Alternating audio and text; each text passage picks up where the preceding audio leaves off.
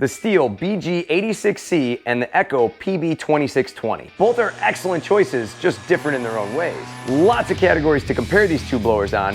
Which blower is the best? Let's find out.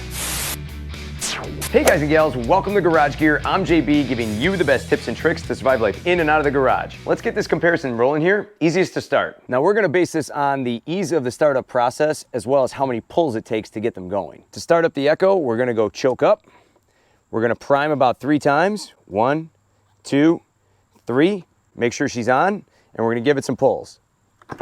That's 1. 2, choke down, and she's up and running. Now for the STIHL, we're gonna prime it 5 times. 1, 2, 3, 4, 5. Choke all the way counterclockwise. Give it a pull. There you go. As soon as you tap the trigger, the choke shuts off automatically.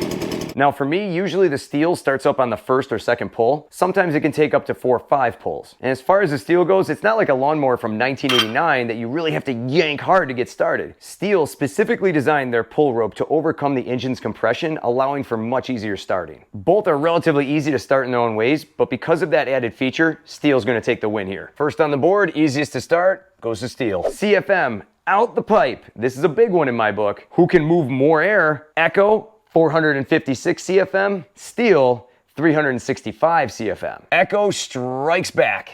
Wind speed out the pipe. Echo, 172 miles per hour. STIHL, 190 miles per hour. STIHL takes this round. And to help this video make it to the next round with the YouTube algorithm, would you mind hitting that like button?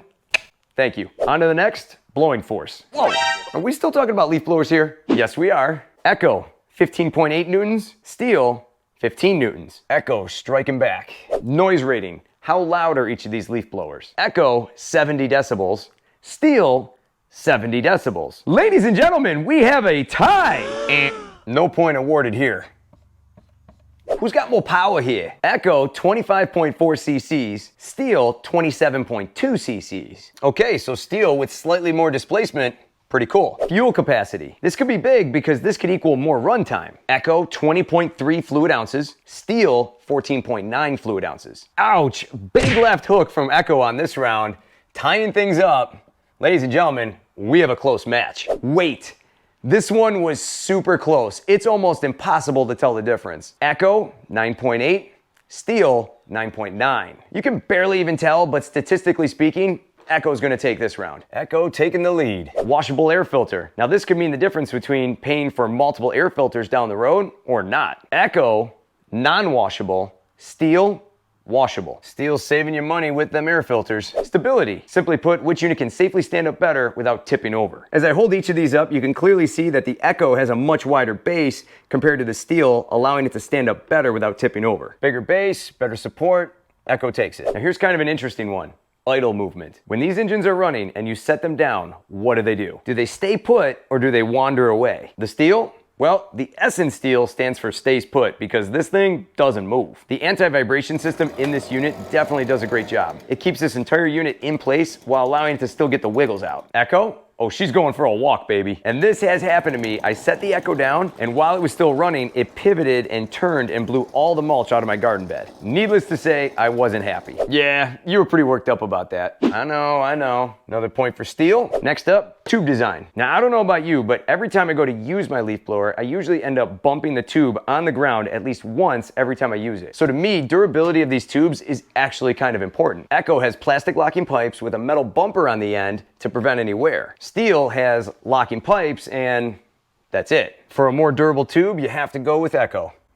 Next up, the leaf blower is sucking at your clothes. Now in most cases, most people are actually gonna hold on to these units with their right hand. The Echo has this guard here to prevent your clothes from being sucked into the intake vent. Regardless of having that guard here or not, while you hold this unit here at your side, it'll still be sucking at your pant leg to try to pull it into the intake. STIHL, on the other hand, put their vent on the outside, so this way the operator can roam around freely leaf blowing without any issue of their clothes being sucked into the intake. Point for STIHL. Still neck and neck here. Next up, warranties. And as far as warranties go, there's commercial warranties and there's consumer warranties. The commercial warranties on each of these 2 units is 2 years. As far as consumer warranties go, STIHL gives you 2 years. testing the stability here. As far as consumer warranties go, with STIHL, you get 2 years, but with the Echo, you get 5. Point for Echo. Lastly, who has the lower price? According to each brand's website, at the time of the making of this video, STIHL, $299, Echo, $259. Lowest price, Echo. Looks like STIHL here racked up 6 points and Echo racked up 8. Based on these stats, Echo for the win. As I mentioned earlier, both of these leaf blowers are great options. They're just different in their own ways. Are you gonna pick the Echo with the higher CFM, bigger fuel capacity, but wanders away when you set it down? Or are you gonna go with the STIHL with the higher wind speed, the anti-vibration system, but with the lower CFM? Let me know what your pick is down below in the comments. If you're interested in learning more about each of these leaf blowers, I'll have each of their video reviews linked down below in the description. For more cool garage gear content, click or tap the screen right here. Thanks so much for watching, and I'll see you in the garage.